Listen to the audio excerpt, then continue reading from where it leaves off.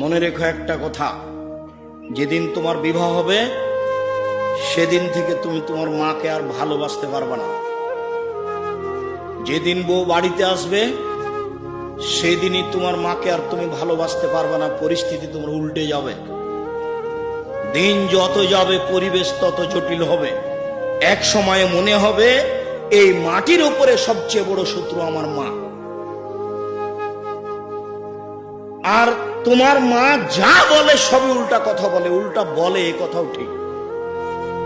আরে টাকা দিয়েছো তুমি ফল খেতে, টাকাটি তোমার মা তোমার বড় বোনকে দিয়ে পাঠিয়ে দিয়েছে।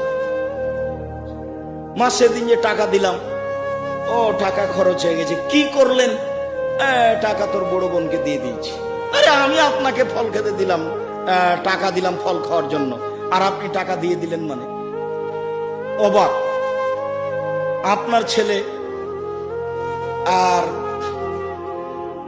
আপনার বড় ভাইয়ের বড় বোনের ছেলে এক জায়গাতে খেতে বসেছে, তো আপনার মা বড় মাছের টুকরা আপনার বোনের ছেলের পাতায় তুলে দিয়েছে। এইটা আপনার বউ দেখেছে এবার রাতে। হ্যাঁ, তোমার মা এরকম, তোমার মা তোমার বোনের ছেলেকে ভালোবাসে। আমি রান্না করলাম কষ্ট করে, বড় মাছের টুকরাটা তোমার বোনের ছেলেকে দিয়ে দিল, আমি এগুলো সহ্য করতে পারি না। কত কি! আপনি সন্ধ্যায় এসে দেখছেন আপনার মা বিছানে পেশাব করেছে, উঠতে পারে না, বিছান গন্ধ করছে। আপনি বলছেন, হ্যাঁ তুমি আমার মায়ের বিছানা পরিষ্কার করনি, আমার মায়ের চাদরটা ধুয়ে দাওনি। তখন আপনার বউ বলছে, তোমার মাকে তুমি দেখো, তোমার মায়ের বিছানা তুমি পরিষ্কার করো। ওই ঘরে ঢুকলে তোমার মা আমাকে অকথ্য ভাষায় গালি দেয়, আমি তোমার মাকে দেখবো মানে? আপনার মা অকথ্য ভাষায় গালি দেয়, এ কথাও ঠিক। নেন, এবার কি করবেন?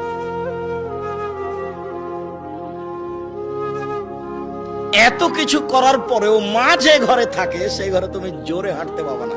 আমি বলিনি, আল্লাহ বলেছে।